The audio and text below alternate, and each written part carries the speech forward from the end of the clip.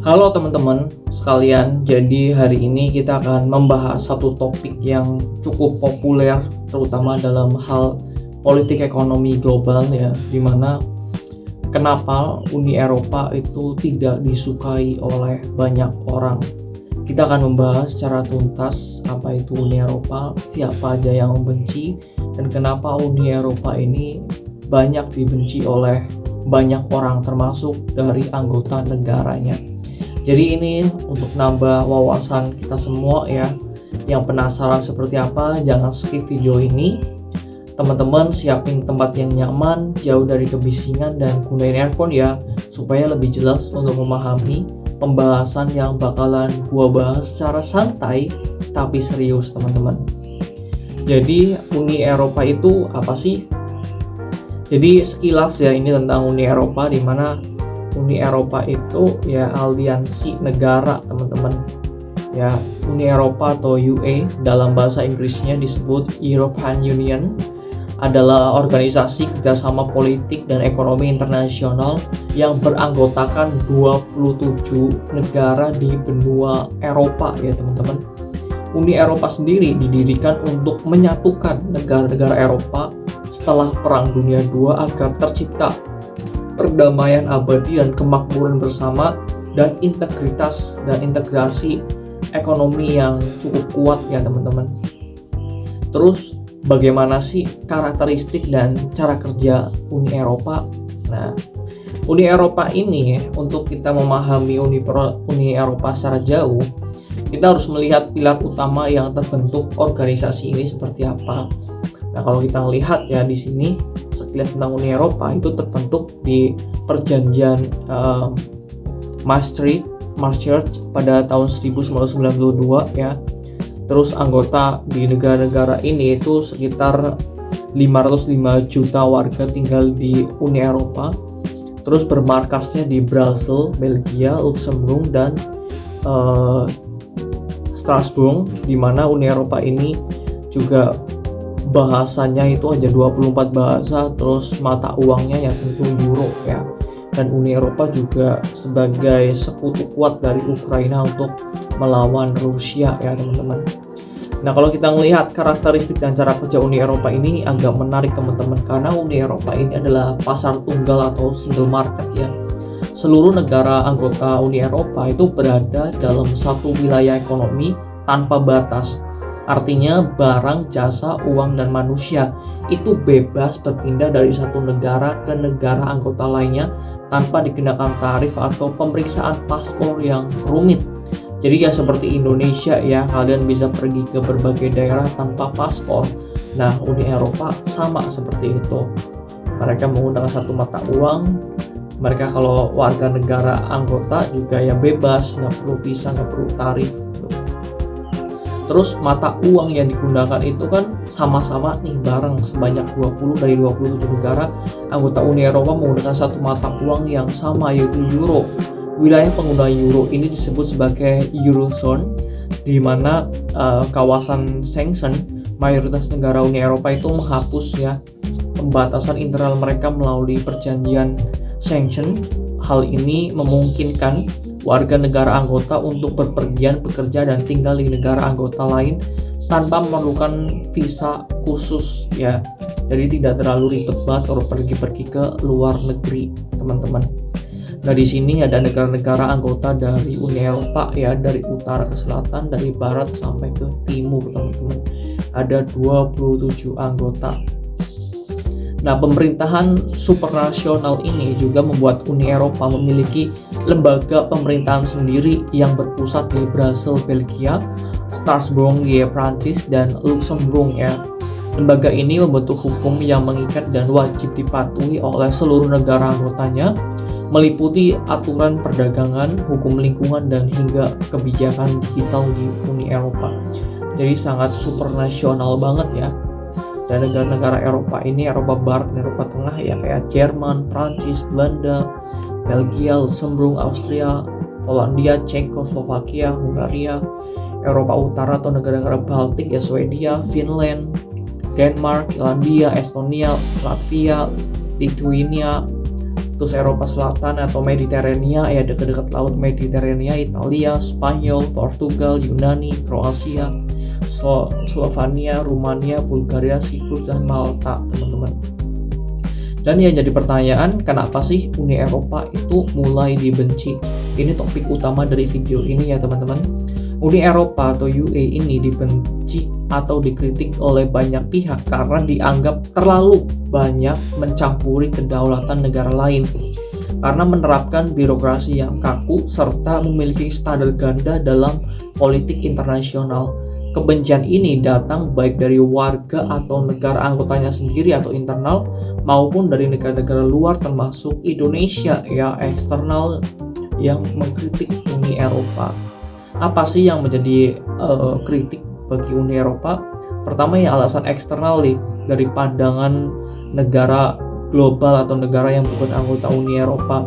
Kayak Cina kemarin, Cina menyemprot AS sampai Uni Eropa soal undang-undang persatuan etnis ya, karena dianggap sebagai fitnah keji oleh Cina, karena ya etnis ini menjadi minoritas lah orang-orang Cina di Amerika dan Uni Eropa, yang dimana itu sebagai fitnah keji teman-teman, karena dilihat ya dari kebijakan dagang yang cukup diskriminatif ya.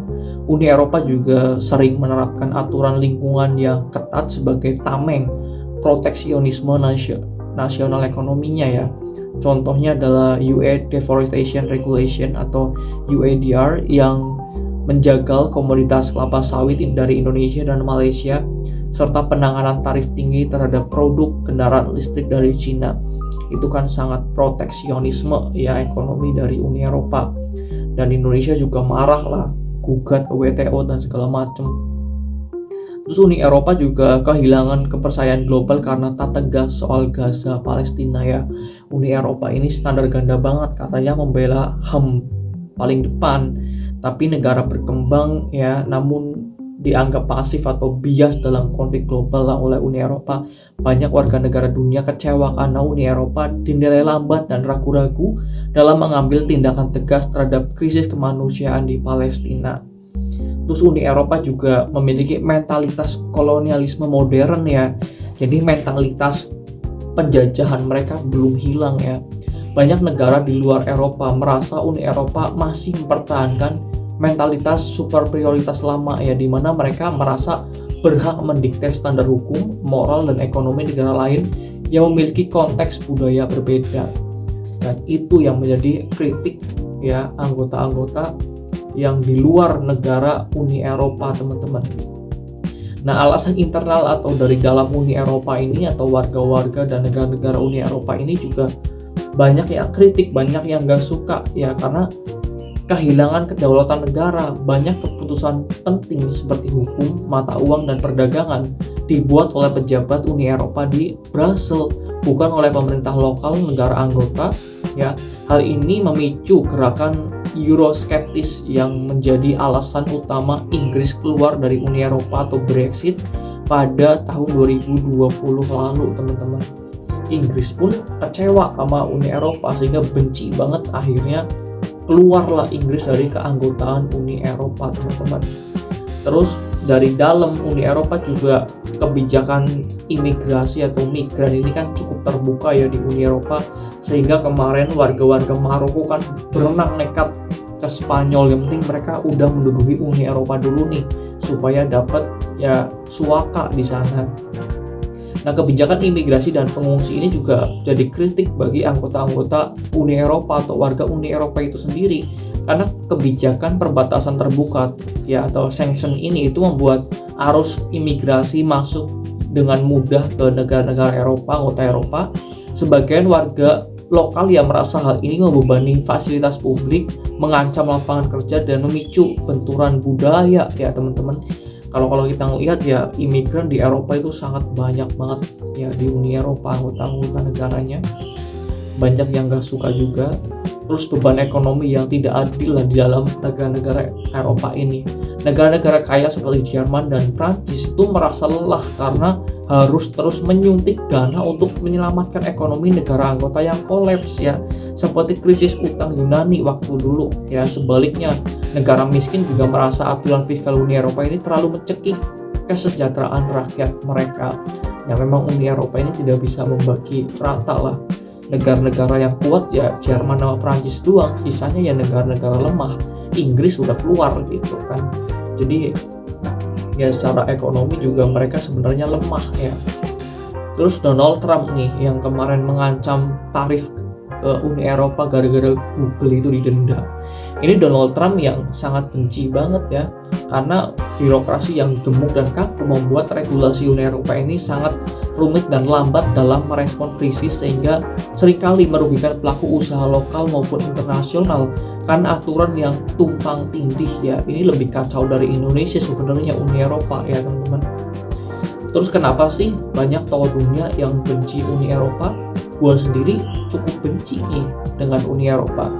Kritik utama saya kepada Uni Eropa adalah saya menganggap bahwa Uni Eropa ini adalah aliansi negara lemah tapi sok kuat dengan kebijakan yang kontroversialnya. Mereka sebenarnya nggak kuat-kuat amat, tapi kelakuan mereka seperti paling berkuasa lah si Uni Eropa ini. Makanya gue kayak benci banget. Bukan cuma gue ya yang benci ya, termasuk Elon Musk nih.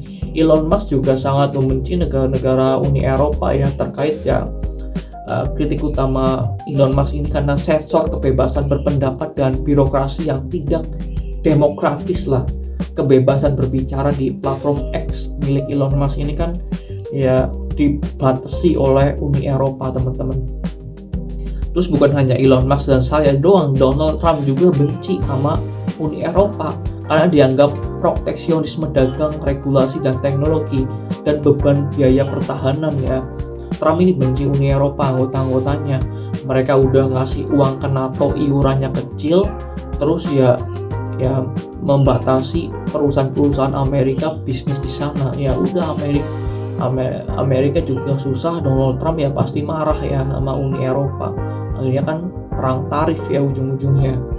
Bukan cuma Trump doang, tapi ya orang Jerman sendiri nih, kanselir Jerman ya Friedrich Merz, di mana dia bilang kalau regulasi berlebihan atau over-regulation yang mematikan daya saing ekonomi Eropa. Karena Eropa ini terlalu banyak peraturan yang menjerat dirinya sendiri ya. Terus Viktor Orban nih dari Hungaria juga, dia sekarang turun ya, katanya dia turun karena Soros nggak suka sehingga digulingkan nih Viktor Orban. Kasihan juga sih. Pemangkasan nilai-nilai liberal dan masalah imigrasi ini Viktor Orban juga sering banget ribut sama Uni Eropa ya, apalagi kalau membahas tentang Ukraina Rusia. Ini Viktor Orban paling vokal lah membahas tentang ini. Terus Presiden Prabowo, ini yang gue suka dari Prabowo ya, waktu dia ketemu sama petinggi Uni Eropa ya waktu itu, karena mentalitas neokolonialisme dalam perdagangan khususnya isu kelapa sawit lah. Nah Prabowo ini kan pidato di Uni Eropa itu keren sekali ya. Dia menyindir loh, nyindirnya di depan orang ya.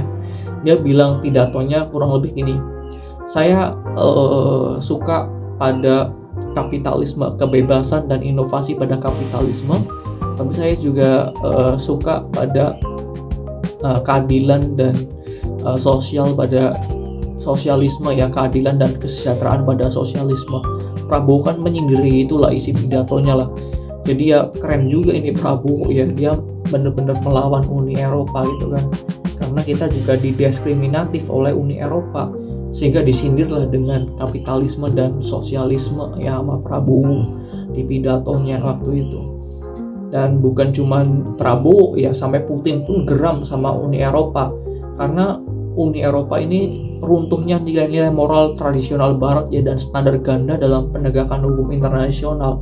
Uni Eropa ini kan dia memasok senjata pada Ukraina ya, jadi Putin ini ya wajar aja sangat benci banget sama Uni Eropa, bahkan tak memberikan visa bagi negara-negara yang tak bersahabat ya, termasuk Uni Eropa yang paling utama teman-teman. Terus yang menjadi catatan utama adalah sampai semua orang tuh benci sama Uni Eropa, bahkan negara anggotanya sendiri itu Inggris sampai Brexit atau keluar ya. Nah alasan utamanya karena rakyat dan politikus Inggris itu memilih keluar sangat sejalan dengan kritik-kritik global lah, dengan kritik-kritik yang dilontarkan oleh semua orang ya, termasuk anggota Uni Eropa maupun yang di luar anggota Uni Eropa. ya, karena Uni Eropa ini sangat-sangat menjijikkan lah kebijakannya, sehingga Inggris ini berpikir ya udah nggak bener nih Uni Eropa, akhirnya ya keluar. Walaupun Inggris ini udah keluar dari Uni Eropa, tapi masih memiliki hubungan yang cukup erat ya, terutama pada ekonomi ya, karena tetap penting juga Uni Eropa bagi Inggris ya teman-teman, dan sebaliknya. Itu saja teman-teman yang bisa saya sampaikan ke kalian. Ya mungkin materi ini cukup berat, semoga teman-teman bisa memahami secara santai ya, dan bisa nambah wawasan kalian semua. Thank you buat kalian yang udah nonton sampai habis. See you next time.